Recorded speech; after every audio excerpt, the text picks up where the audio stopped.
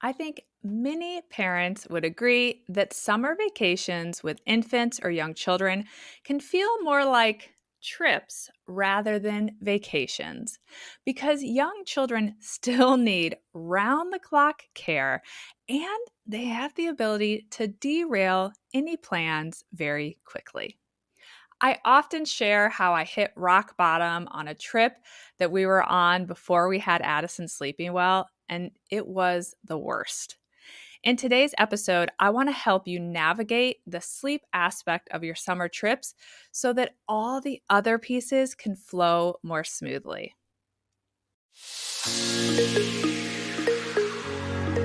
Hi, I'm Allison Egidi, a pediatric sleep and wellness coach and a mom of two. I love to help parents find solutions. This is How Long Till Bedtime.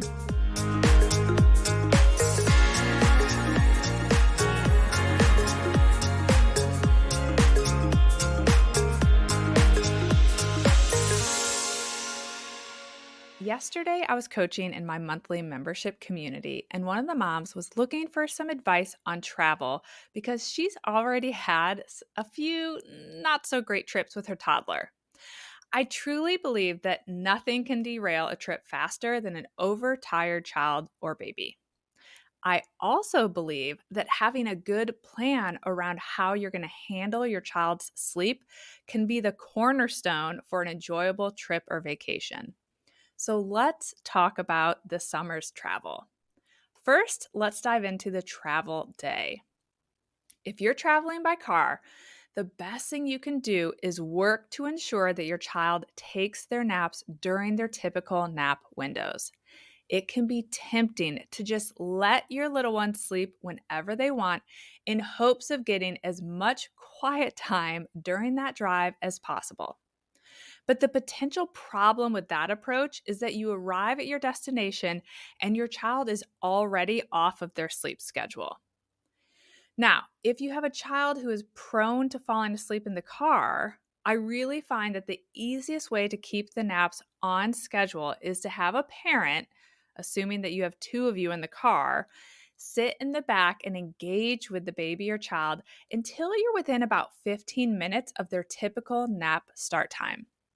Then, once you're in that window, you can climb back in front, turn off the music, turn on some white noise. I'll link to my favorite travel white noise machine in the show notes and sit quietly until your child falls asleep. Once they're asleep, you can totally go back to quietly chatting with your partner and or listening to music or your favorite podcast, and your child will likely just keep snoozing with that little bit of background noise.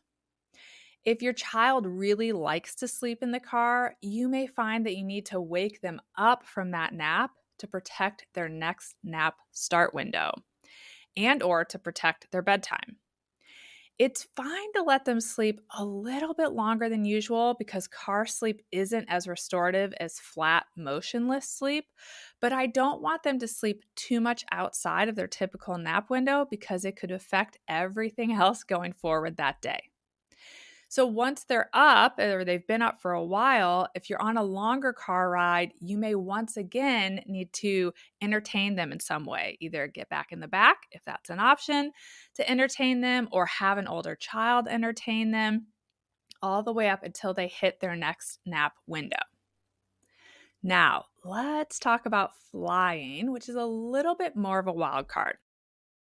Obviously, it's going to be trickier to maintain your child's sleep schedule when you fly. I have a preference for flying earlier in the day so that if all else fails, for the most part, I realize there could be huge failures, but typically, if all else fails, I could protect bedtime. But that's not always possible, particularly these days. And if you're able to book a flight that aligns with your child taking a nap while they're on the flight and that works for your child, that's amazing because the plane is like a huge white noise machine. But again, not always possible. So if you can't do that, don't panic. Depending on your child's age, I'm just going to recommend that you take sleep where you can get it. Younger babies often sleep fairly well on the airplanes because, like I said, it's like a big white noise machine. But sometimes as babies get older, even if they are on the plane during nap time, it can be a bit of a struggle to get them to sleep because there's a lot going on, a lot that they want to see. So that may mean that you're having your child sneak in their nap while they're in the stroller or in the carrier, while you're walking through the airport or waiting to board a plane, or maybe it's in the car on the way to your destination after you landed. If you have a child that's still napping, chances are, even if you squeeze in naps where you can on that travel day, they are going to have less total day sleep during this daytime where there's a flight involved than they typically would get at home. And it will likely not all occur during those typical nap windows, like I hope to help you maintain during a road trip. Stressing about this isn't too helpful. There's already enough going on these travel days. I actually just found out it took my husband 12 hours to get somewhere today. There are lots of delays and bumped flights. So there's already enough to worry about. Try not to stress about the sleep other than knowing you'll take it where you can get it and remembering that an early bedtime is your friend. Speaking of the early bedtime, I actually recommend building that into your schedule for the day you arrive. Plan to put your child to bed 30, 45, maybe even 60 minutes earlier than usual, and then they can make up for some of that missed daytime sleep and start the next day well rested. Of course, if they happen to have amazing sleep on that travel day, you can just put them down at their typical time. And if your travel day turns into a disaster, you'll just put them down as early as you can. And you may need to factor in an earlier bedtime the second night. All right, so now you have made it to your destination. And now we need to set up your child's sleep space or sleep environment. First of all, it's summertime, so the days are longer. I like to try to black out my children's room as much as possible. So at hotels, that's usually fairly easy because most hotels have great blackout shades. In fact, it's like the kind we all aspire to have. But at an Airbnb or a home rental, it can be a little trickier. My favorite hack that is just easy as it relates to packing and having things that you can arrive with and put into place quickly are big black garbage bags and painter's tape so it won't damage any walls or paint, and to cover up either all or part of the window to make that room blackout. And if you have a child sleeping in a crib or a pack and play, the slumber pod is another great blackout tool because it allows you to put your child in their own blackout space, and it too is easy to travel with. The slumber pod is also amazing if you need to room share with your kiddo on a trip, or if your child needs to room share with another child, a sibling, because again, it gives that one child their own blackout space and they won't see you or their sibling just laying in the bed right next to them. Not that they won't know you're in there, but they won't just be sitting there staring at you and they'll be in their own little cocoon. And if you're interested in purchasing a slumber pod, you can use my affiliate discount code, which is Sleep and Wellness 20 to save $20. I will add a link to that in the show notes. You also want to be able to replicate your child's sleep setup and routine as much as possible. That means you want to bring their typical or favorite jammies, sleep sack, travel white noise, bedtime books. For my kids, I still travel with their toddler pillows, so they always have that pillow that they are comfortable sleeping with. And I even have families who will bring the sheet that their baby slept in so they could put it on the crib mattress in their new location, and that sheet will smell like home. If you have an older child who uses a toddler clock or sleep light, do not forget to bring that too. That thing is magic, and I use it in hotels. We use it everywhere we go. Now that you have the room set up, I want to share two very important pieces of advice. The first is to maintain your child's sleep schedule to the very best of your ability. So if your child is still napping, I recommend planning your days around those naps. If you have a child who takes more than one nap a day, I totally get and appreciate that there may be days that some of those naps have to happen on the go. But try to have even those on the go naps happen in the correct window, so that right timing, by having a plan. don't plan to be in the middle of an exciting activity at the exact time that your toddler needs a nap. If you know that your child sleeps well in the stroller or while baby wearing, plan to be able to do that during that nap window. Although I'll tell you a quick funny story. We took our kids to Disney multiple times when they were younger, all the way up until COVID, because my parents don't live too far from Orlando, and we always had to fly into Orlando. So we were frequent annual Disney goers. And Ainsley, who's my more naturally inclined to sleep child, did a nap during the main parade in the afternoon in Magic Kingdom, which, if you have been there, you know it is so loud. And we were front and center along the road that it went through. And I got her to fall asleep in her stroller, which she was good about doing, prior to the parade starting, because we had missed it the year before to protect her nap. And we really wanted to see it for Addison that second year. And so I got her to fall asleep, and I did a little cross my fingers thinking, oh, I hope she could pull it off. And part of the reason I did it is she's my more flexible child, and I knew I'd put her to bed early if it didn't go well. And she wasn't an infant. She was down to one nap a day. And you guys, she slept through the entire parade. So while I tell you to set up your child for success, even for these on-the-go naps, I'm also just going to add this little tidbit that we have to know our child. That would have never in a million years worked for Addison. Never in a million years. She would have never slept through a parade. But for Ainsley, it did work out. But what I did do is I had her skip the parade because I knew she needed that nap. And so I made an effort to get her to sleep beforehand, knowing she was tiny. She could see the parade in another year when she could stay up through that time. All right, now that I've got on that side tangent, my second piece of advice is to move forward with the assumption that your child is not going to have issues sleeping in this new location. So, particularly for those of you who are traveling for the first time with your child this summer, and I've heard from a lot of you, I want you to assume that it's going to go well.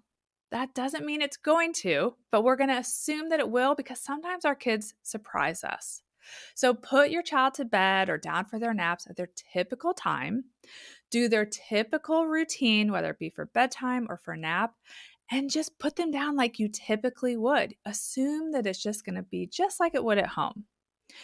If they are thrown off by this new environment and it's not going well, it's okay to provide a little extra support while they adjust. Maybe they need a little extra back rubbing, or for you to come back and check on them a few times. But I just don't want you to assume that they need that extra help. And then if they do need it, don't jump right to the top of doing all the things. See if you can just gently reassure them and guide them and get them back on track as quickly as possible. When we polled the moms in my membership about travel questions when we were preparing for this episode, one very interesting one came up that I really think could affect a lot of the preschool parents in my world. This mom asked about her 3-year-old who is still in a crib, but can no longer fit in a pack and play. First of all, if you have a child who is still in their crib, I strongly encourage you to listen to episode 26, where I discuss the crib to bed transition. So if you won't have access to a full-size crib on your trip and your 3-year-old no longer fits in a travel crib, don't panic. This actually happened to me with Ainsley, and I had to have her sleep in a bed several times between the age of 3 and 4 years old while she still slept in her crib at home, and it was fine. I assure you, this does not have to be a big sleep disruptor. So go ahead and let your child know that on this trip, there is not going to be a crib big enough for them, and they will need to sleep in a bed or on a travel mattress. I'll link to an example of one of those in the show notes, and just tell them the plan. Like, if you'll be room sharing with your child or sharing a bed even with your child, explain how that's going to work. Tell them that you'll do their typical bedtime routine. You're going to put them to bed. And then when it's time for you to go to bed, you're going to quietly come back in and get in bed with them. Because I also don't want them to wake up and be startled that you're in there. So you want to tell them what to expect. You should still do the same routine, and don't make too big of a deal about this kind of new setup that they'll be in a bed versus a crib. If your child does seem anxious, just plan to come back and check on them a few times as they're falling asleep and be sure to explain that that's what you're going to do. Oh, I'll come back and check on you every few minutes until you fall asleep. What I don't recommend doing is transitioning your child out of the crib at home to prepare for a trip. You want that crib to bed transition to happen because it's the right time and your child is ready. If you jump the gun on this transition, it may not go well at home, first of all, and then you're going to have a different situation. And then it may also just cause more struggles when you're traveling. And then, of course, when you return. So it's better to kind of take that risk while you're on the trip than to risk it affecting all the things. I also don't want you to make a big deal about the fact that they will be sleeping in that bed or that they will be sharing a bed with you while you're on vacation. You just want to be kind of matter of fact about it. This is our setup while we're on this trip. And if you talk it up like it's so cool, then you're going to create the possibility that your child's going to resist going back into their crib when you get home because you've talked up being in the bed as being so cool. So we want to be really careful about that. Speaking about coming back home and getting back into their own beds, I want you to plan for a reset immediately when you get home. Even if sleep went better than you expected, there's very few scenarios where it's going to be perfect and your child's not going to come home tired. Or if sleep went terribly sideways, and let's say you end up co-sleeping, even though that was not your plan at all, I assure you it can all be fixed. But the reset is going to be much faster if you don't let any of these less than ideal sleep habits linger once you get home.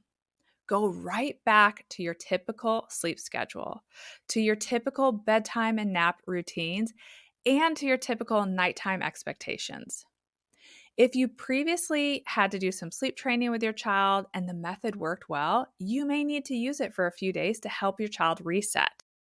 If you have a preschooler, be sure to tell them how excited you are to get back home so everyone can sleep in their own comfy, cozy beds all night. And remind them of the sleep expectations that you have at home during the night. All right, before I wrap up, I want to give one more plug for maintaining your child's sleep schedule when you travel. During the first 2 years of my parenthood journey, I did not do that. But once we got our sleep in order, maintaining sleep schedules literally became my number one priority when we traveled, and it changed everything for the better for us. We ended up doing so much more travel after I made that mindset shift, and we enjoyed our traveling so much more. We traveled by car. We traveled by airplane. We stayed in hotels. We stayed in rentals. And we even went on a 2-week international trip with our girls when they were both preschoolers. All of that was really quite enjoyable, even though I would still classify it as a trip rather than a vacation. But we had a lot of fun because I knew I wasn't going to have overtired children who were crumbling as that trip went on. And I knew I was going to reset everything the second I got home. After the challenging last couple of years we've all been through, I really hope that you and your family get a chance to enjoy some fun and memorable trips this summer. I'd love for you to tag me in your room setup pics on Instagram at Sleep and Wellness Coach so that I can see how you set up your child's sleep environment in all the new locations. And if you ever need to strategize around sleep related to a specific trip, you can always schedule a 30-minute call with me through sleepandwellnesscoach.com. All right. Thanks for joining me again this week. I hope you'll come back next week for an episode that I am personally very excited about. I'll be chatting with an esthetician all about sunscreen. We're going to completely geek out on this topic. All right. Bye for now. Thank you for listening to How Long Till Bedtime. To learn how we can work together to improve your child's sleep, please visit sleepandwellnesscoach.com.